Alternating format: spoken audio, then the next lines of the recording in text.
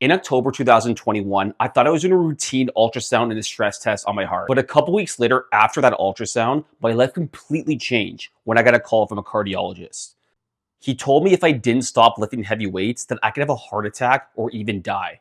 And at that time, my whole identity was built around lifting heavy weights. I felt lost, but I refused to quit. So in this video, I'm going to share with you exactly what happened with my heart, how I adapted, and how I still managed to lose fat and build muscle without ever touching heavy weights. Let's jump into it. Let's go back to summer 2021. So I remember that summer perfectly. I remember just lying down sleeping those nights, and I just could not fall asleep. Or when I did, I would just wake up gasping for air, and I had a lot of shortness of breath any single time I lied down on my back. And I was really confused about it because I couldn't understand what the issue could be. So I went to my doctor, routine tests, right? Like check for acid reflux, check for even sleep apnea, like stuff like that. Even though I thought there's no way I can have that because I'm a fit guy and people with sleep apnea, typically speaking, they're a little bit more on the overweight side. So we checked it out, everything cleared, but my doctor and I were still kind of confused. So this is when he recommended to me. He's like, let's just do a routine stress test and ultrasound at One Heart Care. It's a hospital for hearts, basically. So I agreed to it, even though I felt like it was a waste of time. I'm like, why am I going to this heart place when I'm young, healthy, 20, I think 30-year-old at the time. And I just didn't feel like it was necessary to do. But I went there anyways. And I still remember just showing up and it's like, oh, people in their 60s, their 60s, 70s. And I'm a 30-year-old just kind of walking in there and I felt like super out of place. I'm like, why am I wasting my time here? So we did the stress test. If you're not familiar with the stress test, it's basically a treadmill test. They want to see how your blood pressure responds under intense exercise, and then the ultrasound of the heart. So we did that, left, and everything felt completely normal, and I felt 100% fine. So a week later, I'm feeling great. I'm doing lunges, 235-pound lunges. Like I'm proud of myself, and I'm thinking, okay, I can get 275 pounds for 6 reps. That's my goal at least, and maybe hit 300 by the end of the year. But then a week later, even after I did those lunges, that's when my life completely changed. And that's where I got a call from the cardiologist. So I remember one evening, I just finished eating dinner and went up to my room just to finish some more work before I start to unwind for the night. I remember getting a phone call, and it's just like One Heart Care on my cell phone. So the place I did my stress test, my ultrasound at. So I pick up the call, and he introduces himself, says that he's the cardiologist that reviewed my results, and he tells me that we found something in your heart. So right away, I'm like what? What the fuck's going on? And he told me I have something called a bicuspid aortic valve. So once again, I'm like, okay, what the hell is it? Is it serious? Like what's going on? So essentially, what it is, and I'm probably butchering the lingo here a little bit, so bear with me. But basically, most people, about 99% of us, are born with 3 valves on their heart, or at least cusp, whatever it may be. But I was only born with 2. And because of that, it makes pumping out blood harder to the body, the rest of the body. And it also is hard to get blood back into the heart. So in other words, my heart has to work overtime to pump blood out to my body. And because of that, I get some pretty big spikes in blood pressure. Now, this is not the issue altogether, because bicuspid aortic valve is pretty common. 1 in 100 people get it. I don't want to say common, but it's not super rare. The issue is my valve was starting to leak. So when people typically get a bicuspid aortic valve, the valve either typically narrows, so something called stenosis, or it starts leaking, called regurgitation. I think I said that right. And for me, it started to leak. I'm going to say leak instead of regurgitation from now on. And he told me I was at the mild to moderate range, but even a little bit closer to the moderate side. So right away, I'm like, okay, that's great. I didn't really know what to think of it at that time still. I'm like, okay, this is good to know, obviously, but what is the next step? And then I remember he asked me, he's like, do you lift heavy weights? And I'm like, yeah, I do. Why? What's going on? He basically told me I had to stop lifting heavy weights because it puts a lot of pressure on my heart. Because essentially, anytime I go hold my breath, or let's say I'm coming out of a bench press or a squat, it really exerts and puts pressure on the heart because of a hard time pumping blood out to the rest of the body. So because of that, he told me to be careful with heavy weights. So I kind of asked him what's heavy, trying to kind of get in some loopholes here. And then he basically asked me how much do I lift the gym. So I told him my heaviest lift that I was doing in terms of pound for pound. And I told him I was doing lunges, 235-pound lunges for 6 reps. I remember he stopped. There was no conversation for 3 to 5 seconds for a long time. He's like, you got to stop that right now. So in my mind, I'm like, fuck, what's going on?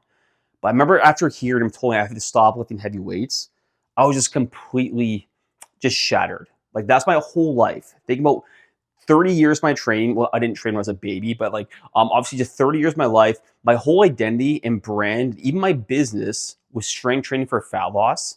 And just one phone call, my life completely changed. And I really didn't know what to say as you just kind of telling me the rest of the information and saying I got to be careful about lifting heavy weights because if I don't, it's going to lead to heart issues and I could potentially have a heart attack or even pass away if I'm not careful. So after that, needless to say, I was at my lowest point in my life, and it wasn't just because of the heart reason. About 3 to 4 days before my cardiologist called, my girlfriend actually broke up with me at that time. So just imagine like 4 days, my girlfriend at the time broke up with me. She's my ex-girlfriend now. And then I get a call from my cardiologist who essentially told me I can't lift heavy weights. And remember, my whole life and brand was built on strength training for fat loss. And at that time, like in September 2021, I literally just started a online coaching fitness business, which is going pretty well at the time, actually. And it was a strength training for fat loss online coaching program for men looking to lose fat.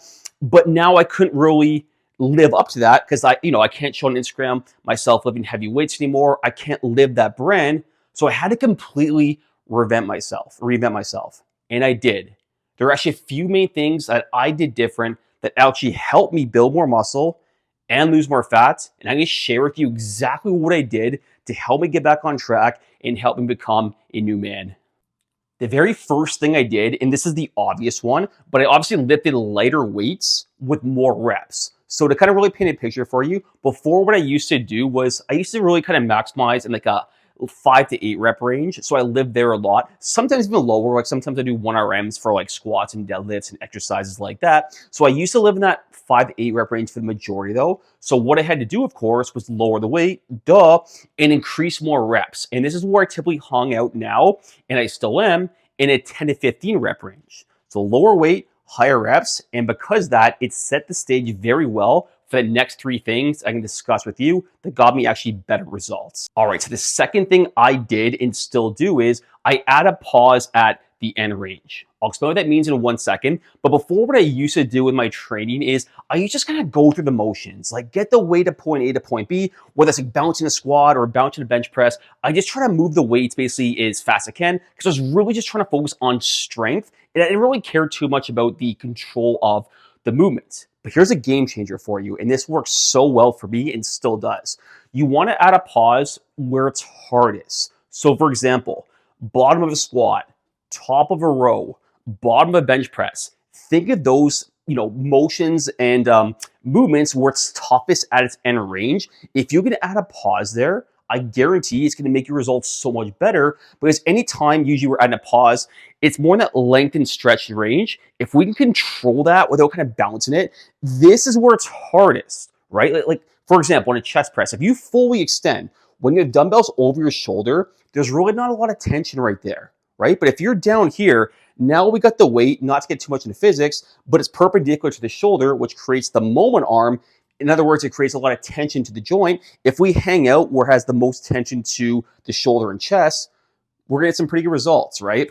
So I encourage you, if you're looking to, lift weights without kind of taxing out your body, going super heavy, add a pause at those end ranges, top of the row, bottom squat, bottom chest presses, top of the chin up, stuff like that. And I guarantee your joint's gonna feel better and you're gonna get better results at the same time. The third thing I did is I added more range of motion to the movements. So now that the weight is lighter and I can control it a lot better, I can actually get to those end ranges and not just kind of like half-ass reps, right? Like when I was lifting heavy, and maybe you did as well, or maybe you still do, is when you're lifting heavy weights, right?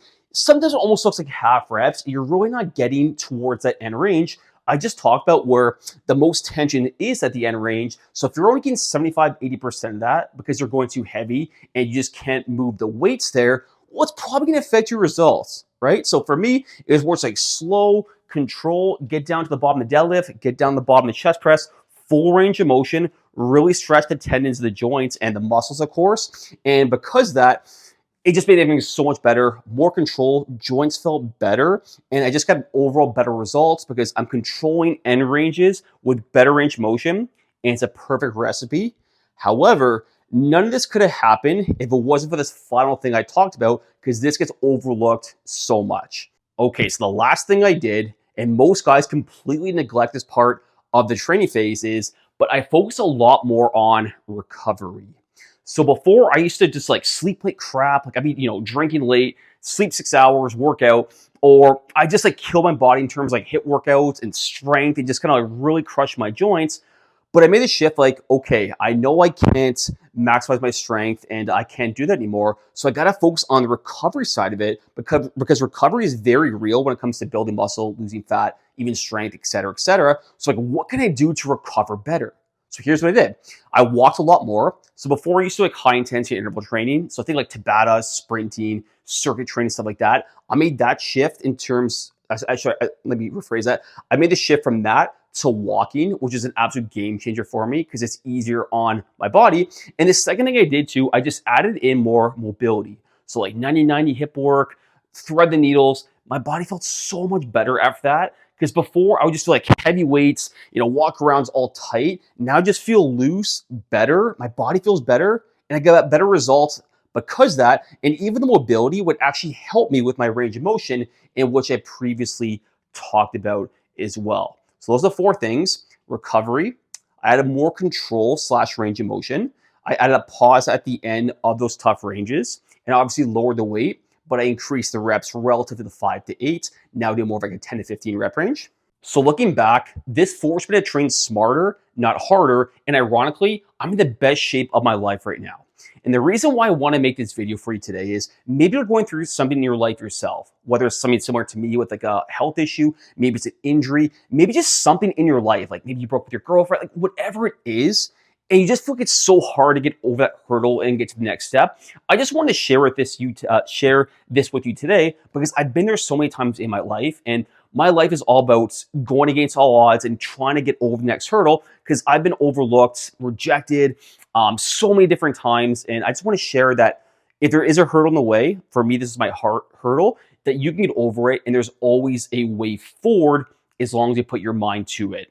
If you've gone through anything at all, please let me know in the comments below. I want to hear your story if you're going through anything because I'm here for you. I'm going to continue to share my story. So if you resonate with this content and you want more fitness, health, and just overall lifestyle stories that we can kind of talk through together, please subscribe. It helps the channel a lot. I'm still new. This is a new channel. I do have another YouTube one for more just purely fitness, but I'm just going to start this new. So it would help me a lot. And I want to talk through these videos with you together.